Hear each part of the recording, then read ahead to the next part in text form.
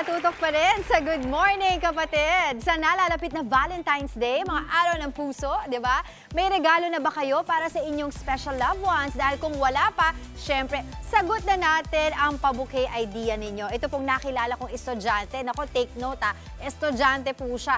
Iba't ibang pakulo sa bouquet ang naging negosyo. Kapalit ang matamis na kita na 5 digits kada buwan. Naku, lalaban pa ba kayo? Kita tayo kasama ang owner ng Abby Bouquet na si Abby Dezar. Good morning. Hello po, good morning po. Ano yung abbybouquet.ph pala? Yes po, yes po. Good morning, kapatid. Good morning, kapatid. Ayun, thank you for joining us today. So, syempre, very excited na kaming malaman yung journey mo, Yes, diba, po. sa pagnenegosyo. Kailan at paano mo ba sinimula ng abbybouquet.ph? So, nag-start po yung abbybouquet.ph October 2020 po, during pandemic. Actually, ano lang po, na-inspired lang po talaga ako sa nakikita ko sa social media. So, na videos po. Then, after that, naisipan ko po, what if ako na lang po kaya yung gumawa since na curious nga po ako, diba? So, una, nag-start lang po ako sa 1,000 pesos. So, ano lang po yun, natabing budget ko lang po since wala nga pong pasok nun. So, ayun po, 1,000. Then, bumili po ako ng materials na ginagamit po sa bouquet. Then, At ito yun, no? yes po, yan, yung mga wrapper po. Then, nag-umpisa lang po talaga ako sa pen bouquet na may chocolate po. Paano mo natutunan itong napaka-complicated kasi Oo nitong po. paggawa ng bouquet eh? Oh, yes po. Nung una po talaga hirap pa ako kasi syempre may pagrarap po pala, may kung saan mo siya iti-tape or May technique talaga siya. technique siya. Then, kalaunan po, nag-practice lang po ako, nag-practice. Actually po, hindi ganito yung gamit ko dati. Crepe paper lang po yung diba? gamit ko dati. Ngayon naman, nag-level up lang. ka na. Yes po. Nag-level up lang po. So, before, nag-start ka sa mga talagang flowers, tama ba? Ano lang po talaga, yun, chocolates Chocolate and flowers din po na mga artificial. Then yung ballpen po, yun talaga yung pinaka-base po ng business. Very curious ako, paano ka nakakuha ng mga customers? Actually po, nag-umpisa po, yung una kong customer is yung kapatid ko. Then, nag-post po kami sa social media, sa iba't ibang platforms po. Then, nirecommend din po ng mga kaibigan ko po. Then, ayun po, doon nag-start na lumaki po yung audience. Kasi po nire-recommend po ako ng mga nagiging customer ko po. Ganun talaga yung simula, no? Family support muna. Yes Support po. system talaga importante. So, tuwing kailan naman yung peak season ng ganitong klaseng negosyo? Usually po, December po, then February and May po. Doon po talaga yung peak season. Since naghahanap po yung mga tao ng mga unique na iriregalo po sa loved ones nila. Sige, isa-isahin natin ngayon itong mga bouquet na to. You have different chocolates here at Yes saka yung po. mga laki nila.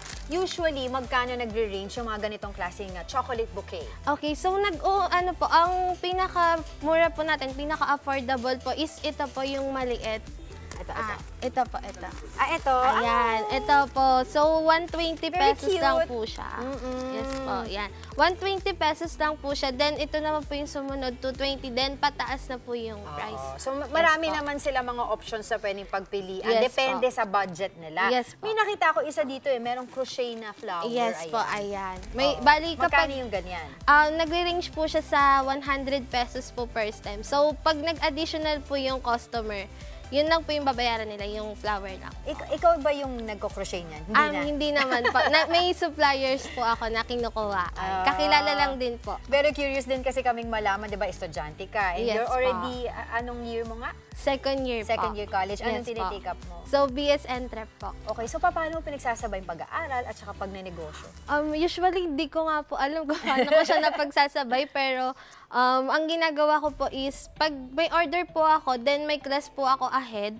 So, ang ginagawa ko po, after ko po sa school, bibili na po ako ng mga chocolates po, then ano po, pag uwi po, saka ko po siya i-arrange. So, para kinabukasan po, pag delivery, wala na pong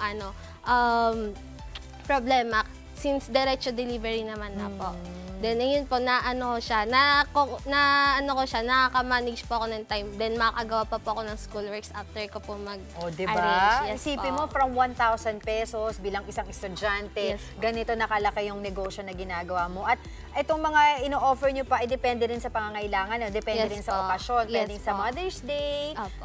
Pasko, tas ito nga, pwede rin of course sa Valentine's Day. So, syempre bigyan mo na lang kami ng payo, yung mga kabataan din na gustong magnegosyo katulad mo, 'di ba? Yung mga tips na pwede mong ibigay. At saka, saan kanila pwedeng makontak? Okay po. So, ang tawag dito sa mga kapwa ko po, students na gustong mag-business. So, ayan po, kahit mag-ipon po muna kayo din sa maliit po na halaga, pwede na po kayong magkaroon ng puhunan kasi mura lang naman po yung materials. Then, ayun po, more on practice din po. Time management po para hindi po maapektuhan yung sa schooling po. Alright, maraming salamat sa iyo, Abby. Isa kang malaking inspirasyon para sa mga kabataan ngayon. Thank you so much, Abby, ng abbybouquet.ph. At dahil dyan, mine. Mga kapatid, Maui David po. Simula ng inyong araw na may alam at may pakialam sa mga may init at umaaksyong balita sa bansa. Para maging una sa balitaan, mag-subscribe at mag-follow sa social media pages ng News 5.